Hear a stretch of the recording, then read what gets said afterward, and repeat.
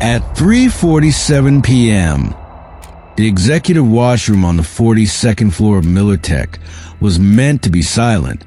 Emily Park, a young woman whose shyness had become a cloak of invisibility, guided her cleaning cart toward the imposing wood doors.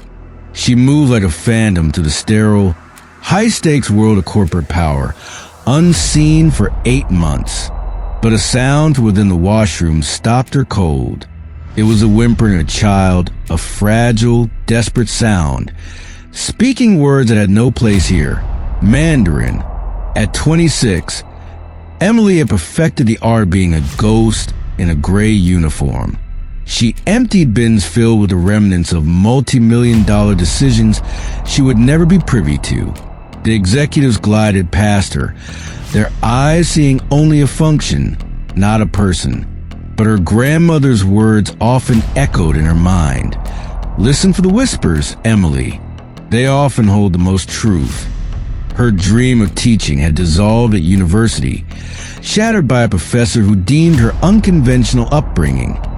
Raised by a Chinese immigrant grandmother, unfit for a typical American classroom, that rejection had awakened old insecurities. The feeling of being an outsider, yet invisibility had its perks. She noticed things. She saw the subtle clench in CEO Daniel Miller's jaw at any mention of his late wife. She saw how his 8-year-old daughter, Sophie, would sit alone in the vast lobby after school, a small figure waiting for a father too consumed by work and sorrow to see her fading. Emily had watched Sophie for weeks, recognizing the quiet burden the child carried. The crying from behind the bathroom door grew louder. Emily's chest tightened. She didn't need to understand the language to recognize the profound loneliness in that sound. It was a loneliness she knew intimately from her own childhood. Her grandmother had always told her, when a soul is crying, in any language, you offer a hand. Putting aside her cleaning supplies, Emily knocked softly. Hello? Is everything all right in there? The crying ceased. A tiny voice, thick with tears, answered in Mandarin. No one understands. Emily's breath hitched. It was as if her grandmother's spirit spoke across 2 decades. Language is a bridge, my dear, and sometimes you're the only one who can walk across it. Kneeling by the door, Emily whispered back in gentle, perfect Mandarin, Sophie, may I come in? The lock clicked. The door swung open. There stood Sophie Miller, the untouchable daughter of the CO, her face streaked with tears, her eyes holding a sadness far too vast for her 8 years. That's... Sophie stammered. That's how Mama used to talk. Suddenly, heavy, authoritative footsteps echoed down the hall. Emily's heart pounded against her ribs as Daniel Miller's sharp voice sliced through the quiet. Sophie, what is taking so long? He turned the corner and froze, his cold, blue eyes darting from his daughter to the janitor kneeling beside her. The most powerful man in the building had just found his daughter's secret, grieving hard in the care of a woman he had never even seen. Daniel Miller's voice, which would halt billion-dollar negotiations, was now tight with suspicion. What exactly is going on here? Emily rose to her feet, her movement slow and deliberate, her voice soft. Your daughter was distressed. I heard her crying from the hall. And you speak Chinese? His tone sharpened. Mandarin, yes, Emily replied, her voice gaining strength. My grandmother raised me after my parents passed away. She was from Shanghai and spoke only Mandarin to me until I started school.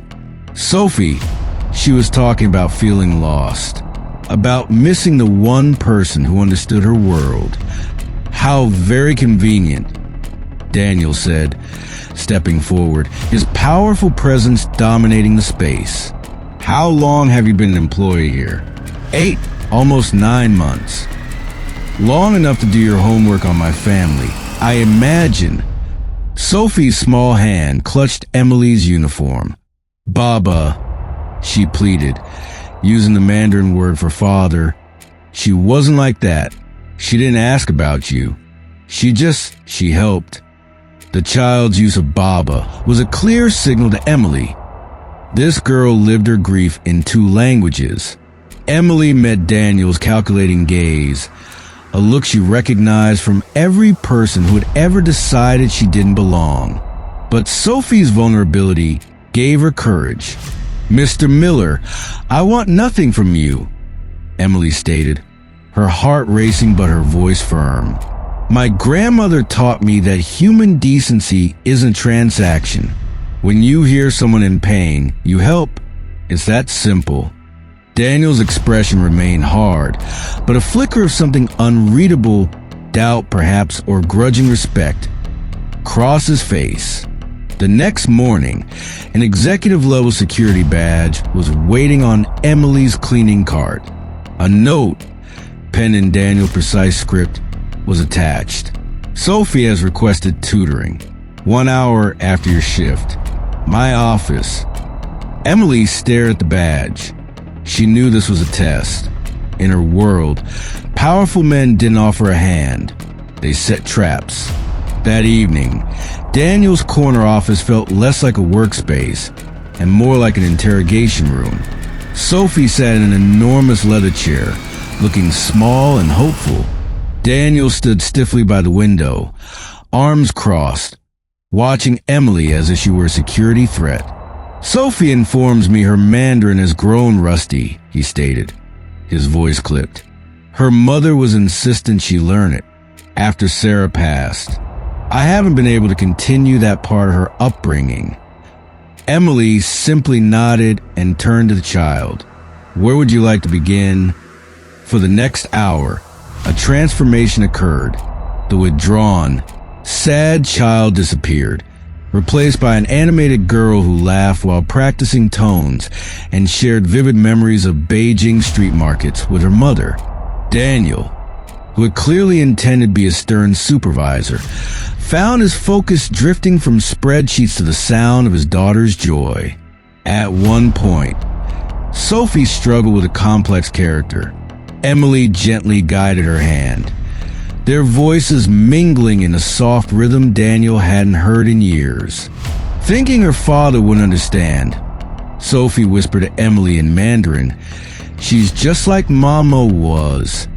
Emily glanced up and saw Daniel staring, his CEO mask momentarily gone, revealing a man utterly lost in his own grief and limitations. As Emily was leaving, Sophie gave her a fierce hug. "Will you be back tomorrow?" "If your father says it's okay," Emily replied gently. Daniel cleared his throat. "Tuesdays and Thursdays. Same time." It wasn't an invitation, but it was permission. Over the next few weeks, Emily became Sophie's connection to a world she had lost. They read Chinese fables, practiced calligraphy, and spoke of a life in Beijing that felt like a dream. Daniel often stayed late, pretending to work, but Emily knew he was listening to his daughter laugh again. One evening, Emily arrived to find Sophie in a corner, whispering frantically in Mandarin to a stuffed panda. "What's wrong?" Emily asked in Mandarin. "The kids at school." Sophie's voice cracked, switching to English. "They said it's weird that I speak Chinese. They said Mama shouldn't have taken me so far from home. Maybe if we had stayed, she wouldn't have gotten sick." Emily's heart broke. "Your mother took you to Beijing because she wanted to give you the world," Emily said, her voice filled with conviction born from her own life. "She wanted you to carry her stories. But the stories are too heavy now," Sophie sobbed. A shadow fell over them. Daniel stood in the doorway, his face a mask of pain. He had heard it all, the crushing guilt his daughter had been carrying all alone. "Sophie," he said, his voice thick with emotion, "come here." As Sophie ran into his arms, Emily quietly gathered her things to leave them alone. "Stay. Daniel said, his back still to her. Please. The following week, chaos had descended on the executive floor. Chloe Richardson, Daniel's immaculate and sharp-edged assistant, intercepted Emily by the elevators. Chloe had spent 8 years making herself indispensable to Daniel, and she viewed Emily's growing connection to the family as a direct threat. There's been a development, Chloe said, her voice a perfect imitation of concern. A few concerns have been raised regarding your intentions. Emily's stomach plummeted. What sort of concerns? Several staff members have noted you asking questions about Mr. Miller's private life. Furthermore, a background check shows you researched the Miller family extensively before you were hired.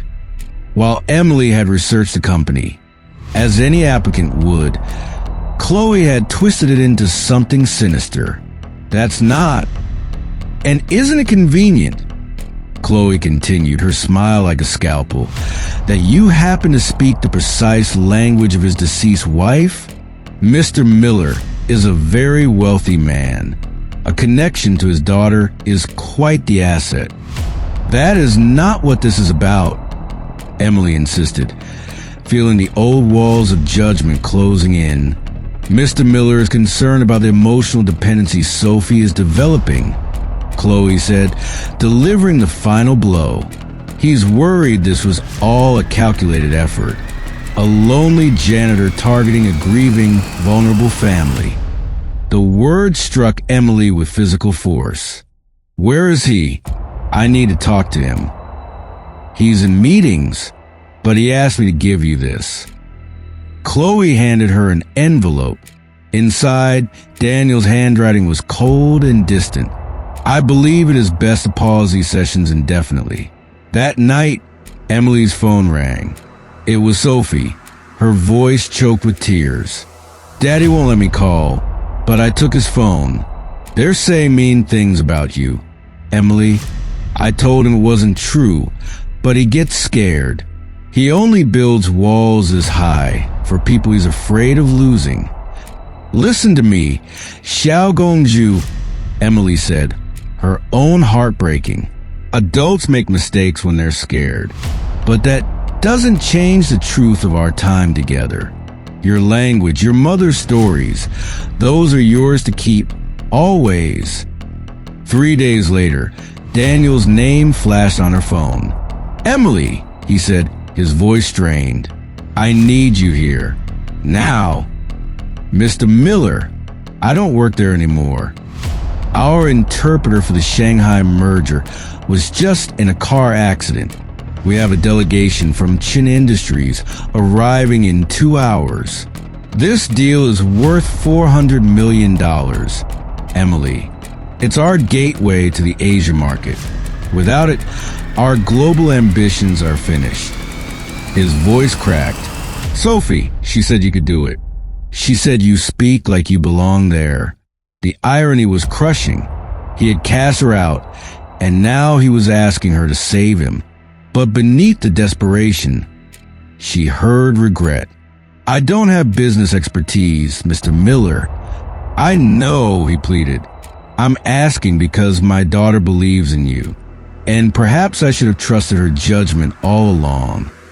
Emily looked out at the gray sky, hearing her grandmother's voice one last time. Sometimes, my dear, they must see your light shine before they can learn to trust its warmth. I'll be there in an hour. When Emily walked into the Miller Tech lobby, she was no longer invisible. Every head turned as she strode toward the executive elevator. Sophie was waiting for her. I knew you'd come, she beamed. The boardroom went silent as she entered. A dozen stern-faced Chinese executives assessed a young woman in a simple dress who was meant to be their interpreter. Mr. Chun, the lead negotiator, studied her with skepticism and asked in sharp Mandarin, "Have you spent time in our country?" Emily met his gaze and replied in flawless Mandarin, "I have never lived in your country, sir, but my grandmother ensured it has always lived in me. She She taught me that language is not just a collection of words, but the very soul of a culture. Something in Mr. Chen's demeanor changed. He nodded, and for the next 3 hours, Emily was a bridge. She didn't just translate words. She translated intent, humor, and nuance. She diffused tension and built rapport. As the contracts were being signed, Mr. Chen turned to Daniel. "You are exceptionally lucky to have her," he said. "This young woman understands not just our language, but our heart." After they left, the room was empty except for Emily and Daniel. The silence was thick with unspoken words. "I owe you an apology," Daniel said at last. Several, in fact. Daniel Miller had built an empire on risk assessment, but he now realized he made the single greatest miscalculation of his life. "The Shanghai deal," he said, his voice heavy with exhaustion. "You saved it." "I did what needed to be done," Emily replied, her expression still guarded. After Sarah died, he began looking out at the city lights. "I built walls. I thought it was to protect Sophie, but it was to protect myself. I was terrified of losing anyone else. Then you came along, and believing Chloe's lies was easier than risking trust." "What changed?" Emily asked softly. A faint smile touched his lips. "Sophie. She cornered me yesterday and spoke nothing but Mandarin. It was fast, passionate, just like her mother. I didn't understand every word, but I understood her point. She said you were the first person to see all of her, not just the sad parts. Then she asked me if I was more afraid of you hurting us, or of you leaving, because we weren't good enough to make you stay." The raw honesty of the question hung between them. "Chloe resigned this morning," Daniel added. "I'd like to offer you a position. Director of Cultural Liaison. You'd be our bridge to our overseas partners." It was an impossible offer. A corner office, a 6-figure salary, respect. "The board approved this?" she asked, skeptical. "The board saw the signed contracts," Daniel replied, "and Mr. Chen's letter, which specifically requested that all future talks include the young woman who understands our cultural values. That kind of endorsement is priceless." He paused. "And Sophie would still get her tutoring, but as a friend of the family." Family friends. Emily tested the words. They felt both wonderful and terrifying. "Yes," she said, a new courage rising within her. "Yes, I'll take the position. And yes, to be a friend." A wave of relief washed over Daniel's face. "You know," he said, his voice now gentle, "in 8 months here, you've saved my daughter's connection to her mother. You've saved my company, and you've shown me how wrong I was. You were never overlooked, Emily. We were just blind." A soft knock came at the door. Sophie peeked in. "Are you friends again?" Daniel opened his arms, and as Sophie ran to him, she reached out and took Emily's hand, pulling them into a circle. "We're more than friends," Daniel said, his eyes meeting Emily's over his daughter's head. "We're building something new." 1 year later, Emily stood at the front of a conference room, now a classroom, leading the company's new and wildly popular children's language program.